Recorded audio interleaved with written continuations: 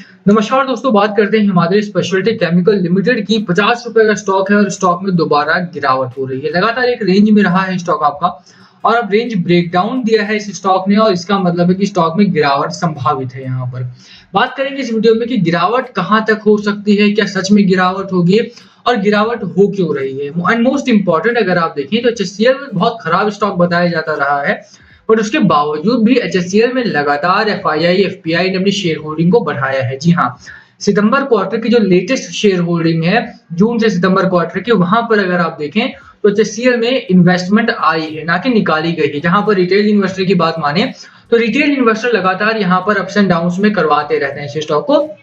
Manipulation है इस stock में, नो डाउट, बट प्रॉब्लम कहां पर है वो आपको समझना पड़ेगा। एंड क्या एचएससीएल एक इन्वेस्टेबल स्टॉक है आपका या नहीं, ये भी आपको समझना पड़ेगा। पैसा देखिए, छोटी कंपनी में पैसा बनता है आपका, इसमें आपको दो राय नहीं होनी चाहिए। क्योंकि अगर आप पूरा का पूरा राकेश झुनझुनवाला साहब का इन्वेस्टमेंट पोर्टफोलियो खंगालें तो उन्होंने छोटी कंपनीज में ही इन्वेस्टमेंट किया है। बड़ी कंपनीज उनके खाते में ऑब्वियसली हैं, बट वो बड़ी कंपनीज तब नहीं थी जब उन्होंने बाइंग की थी। उसमें मैन इंफ्रा 114 रुपए का स्टॉक है उनके पोर्टफोलियो में, केनरा बैंक हो गया, सेल हो गया, नाल्को हो गया, 100 रुपए के स्टॉक है। यहाँ पर ये स्टॉक आपको 50 में मिल रहा है, उनके पोर्टफोलियो में बहुत सारे 50 वाले स्टॉक हैं।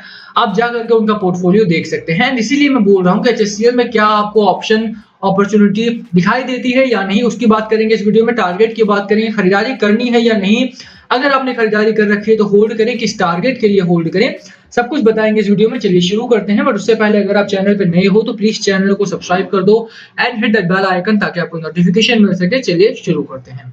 बात करें यहाँ पर हिमाद्री की, मुझे एक बेहतरीन स्टॉक लगता है, केमिकल सेक्टर में है और इस समय पे केमिकल में दबाव जरूर है।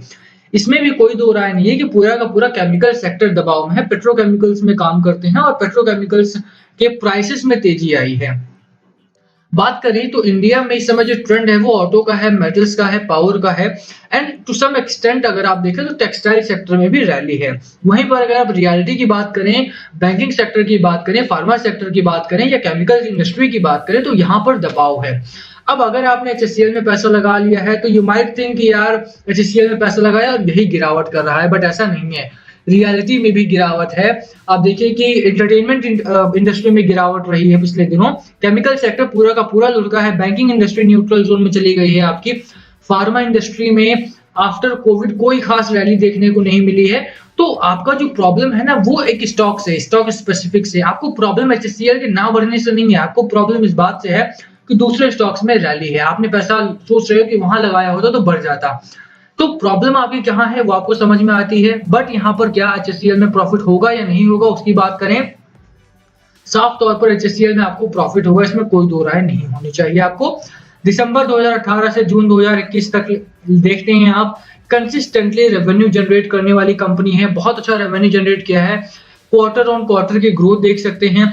कोरोना के टाइम्स में भी मार्जिन इनका नेगेटिव नहीं रहा है, नॉट इवन वंस इनका मार्जिन जो नेगेटिव में गया है। केमिकल इंडस्ट्री में 7% 8% का मार्जिन मेंटेन करना काफी अच्छा रहता है, जो कि एचएससीएल ने कंसिस्टेंटली किया है। फाइनेंशियल सिचुएशन किसी कंपनी की कैसी है उस पर डिपेंड करता है कि क्या आपको पैसा लगाना है या नहीं लगाना है। एंड एचएससीएल ने कितना बढ़िया फाइनेंशियल्स मेंटेन किया है आपको देख सकते हैं यहाँ पे। यही नहीं, मार्जिन हो गया, ऑपरेटिंग प्रॉफिट हो गया, एक अच्छी ग्रोथ देखने को मिलती है। यहीं पर अगर आप देखें तो नेट प्रॉफिट भी हमारा बहुत अच्छा देखने को मिलता है।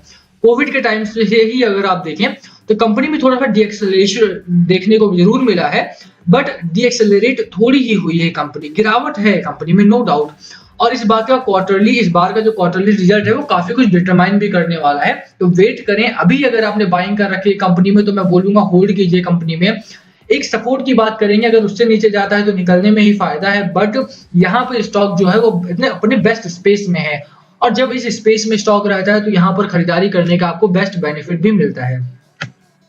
कंपनी का मार्केट कैप देखिए, मार्केट कैप 2000 करोड़ का है इसका और स्टॉक प्राइस देखिए 50 रुपए का है, यानी कि बुक वैल्यू के आसपास ही आपको ये स्टॉक मिल रहा है। हिमाद्री थोड़ा सा ओवरबॉट है इस समय पे और वही कारण है कि लोग इसको अवॉइड करना स्टार्ट कर देते हैं। बट आप देखिए कि अगर रिटेल इन्वेस्टर अगर कोई 18 महीने में आया है, इन लेटेस्ट 18 महीनों में आया है जब कोविड का टाइम आया, तो आपका इम्पेशेंट होना बनता भी है, क्योंकि आपने मार्केट के उतार चढ़ाव को समझा नहीं है कि मार्केट में साइक्लिकल ग्रोथ देखने को मिलती है, सेक्टरल ग्रोथ देखने को मिलती है। और इस समय पे केमिकल सेक्टर पूरा का पूरा दबाव में है, ना कि सिर्फ एचएससीएल की बात करें। अब बात करें शेयर होल्डिंग की, तो आप देख सकते हैं कि FII FPI have increased holdings from 0.71% to 0.84%।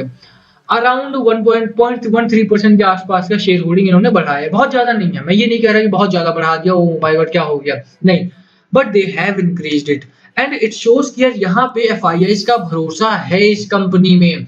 और वही चीज मैं आपको बताना चाह रहा हूँ, because FII FPI have better information, have better analyst and still they are buying into HSCL. That means कि company is capable of doing much more than this year. जितना इस साल किया है उससे बहुत ज्यादा कर सकती है ये company. It can do miracle in coming years, ठीक है। ये आपको अच्छा खासा रिटर्न दे सकती है, तो यहाँ पर खरीदारी करने की मेरी सलाह आपको रहेगी यहाँ पर, ठीक है। ये तो हुई शेयर होल्डिंग की बात। अब बात करें डिलीवरी पैटर्न की, क्या खरीदारी हो रही है यहाँ पे या नहीं। 48%, 44%, 35%, 52%, 40%, 31%, 33%, ओवर 35% का एवरेज अगर आप देखें तो कंपनी ने लगातार मेंटेन किया हुआ है। यहाँ पे 35% के आसपास की डिलीवरी बताती है कि कंपनी में एक्यूमुलेशन का जोन चल रहा है और एक्यूमुलेट किया जा रहा है स्टॉक, और जब एक्यूमुलेट किया जाता है तो वहां पर रैली की संभावना बढ़ जाती है। जो एक मुद्दा है ना यहाँ पे, जो एक प्रॉब्लम है कंपनी के पास, वो है इसका एक प्रमोटर या एक इन्वेस्टर, जो कि नाम है बीसी इंडिया। यहाँ पर आप देखिए बीसी इंडिया इन्वेस्टमेंट्स करके है, इनके पास इस समय पे 8.5% के आसपास की शेयर होल्डिंग है एंड ये लगातार अपनी शेयर होल्डिंग को ऑफलोड कर देते हैं मार्केट में, और उससे क्या होता है, मार्केट की वोलेटिलिटी बढ़ जाती है। लो बीटा स्टॉक है आपके सामने, वोलेटिलिटी यहाँ पर कम है थोड़ी सी, बट स्टिल एक रेंज में ट्रेड करने वाला स्टॉक रेंज ब्रेकडाउन देता है, तो प्रॉब्लम रिटेल इन्वेस्टर को हो जाती है। रिटेल इन्वेस्टर के तौर पे आपको समझना पड़ेगा कि शॉर्ट टर्म में पैसा बनेगा, लॉन्ग टर्म में वेल्थ बनेगी, आपको क्या बनाना है। अगर पैसा बनाना है तो टाटा मोटर्स में लगाओ, 20% की अपसाइड अभी भी उसमें रह गई है, आपको मिल जाएगा। But if you are here to create wealth, आपको इनॉर्मस वेल्थ ऐसे स्टॉक्स में अवेलेबल है इस समय पे, खरीदारी करके चलो। चार्ट की बात करें तो चार्ट आपका एक रेंज में जरूर है, बट रेंज अब ये यहाँ से आपका एक रेंज है 45 के आसपास से लेकर के अपर साइड पर अगर आप बात करें 59-60 तक का, ये रेंज है आपका स्टॉक ने बनाया है। एक अच्छी रैली पे था पिछले दिनों स्टॉक, आपका लग रहा था कि निकल जाएगा, बट देन अगेन वही कहानी रिपीट हो रही है यहाँ पे अगर आप देखें। अब कहानी रिपीट क्यों हो रही है उसके पीछे का सच जानिए। आरएसआई की बात करें, आरएसआई आपका एक अच्छे स्पेस में 51 का आरएसआई है, मैकडी आपका स्ट्रांगली बुल रन में है, कोई नो डाउट। अगर आप बात करें हमारे हिस्टोग्राम की, हिस्टोग्राम आपके न्यूट्रल्स हो चुके हैं, बायर और सेलर के बीच में तगड़ी लड़ाई है, कोई भी जीत नहीं रहा है यहाँ पे। इस समय स्टॉक आपका 9 डे मूविंग एवरेज के ऊपर है, ठीक है। साफ तौर पर यहाँ पर एक सपोर्ट आपको मिलेगा। 50 रुपए 48 रुपए से नीचे की गिरावट में एक्सपेक्ट नहीं करके चल रहा हूँ, ठीक है। ओवरऑल खरीदारी करने की मेरी सलाह इसलिए भी क्योंकि स्लाइटली अगर आप स्लोअर मोमेंटम में आप इसमें बाइंग करते हो तो at the end of the year आपको अच्छा खासा मुनाफा मिल जाएगा। हाँ, ये मैं मानता हूँ कि ये रेंज ब्रेकआउट नहीं दे रहा है बहुत टाइम से, 60-62 तक जाता है, उसके बाद गिरावट होती है, बट रेंज यही है, मतलब स्टॉक आपका इसी रेंज में रहने वाला है कुछ दिनों के लिए। बट जैसे ही केमिकल सेक्टर में बूम आता है, पेट्रोकेमिकल पे बूम आता है, एचएससीएल में आपको अच्छा खासा रिटर्न मिलेगा, ठीक है। तो मैं इसमें इन्वेस्टमेंट करने की सलाह आपको दूंगा। 60 रुपए के आसपास का टारगेट रखिए, पहला टारगेट आपका 50 रुपए का स्टॉक है, खरीदारी लोअर मोमेंटम में करें, 2 to 3% of total capital he investment करें तो ज्यादा बेहतर रहेगा। अच्छे स्पेस में है, दैट डजंट मीन कि आप ओवरली बाय करना स्टार्ट कर दें। इसमें लॉन्ग टर्म का स्टॉक है, लॉन्गर टर्म में ही पैसा बनेगा, तो स्टार्टिंग में ही अपना पूरा पैसा इसमें ना फंसाएं तो ज्यादा बेहतर है। अगर आपने ऑलरेडी बहुत ज्यादा बाइंग कर ली है तो जैसे ही अपर मोमेंटम में आता है, आपका प्राइस आता है, तो थोड़ा सा ऑफलोड किया जा सकता है। एफआईआई ने शेयर होल्डिंग बढ़ा करके भरोसा बढ़ाया है। मार्केट की बात करें, मार्केट का मूड मोमेंटम दोनों बहुत अच्छा है, सेंटीमेंट में सुधार हुआ है। इंडिया ब्रिक्स में लगातार गिरावट है जो बता रही है कि डर का माहौल भारत में नहीं है इस समय पे। भारतीय बाजारों में रिटेल इन्वेस्टर इस समय बादशाह बना हुआ है। पिछले 18 महीनों में लगातार 7,000 करोड़ के पर मंथ के एवरेज के साथ बाइंग हुई है रिटेल इन्वेस्टर की तरफ से।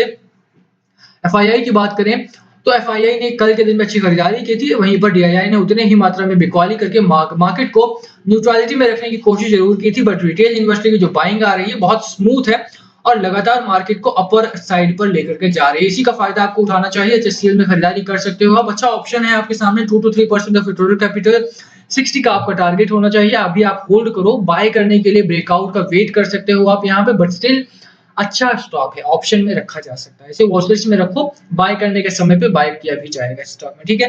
वीडियो यहीं खत्म करते हैं। पसंद आए तो लाइक करना, चैनल पे नए हो तो सब्सक्राइब किए बिना मत जाना। Thank you for watching and please comment below अगर कुछ पूछना हो तो। Thank you.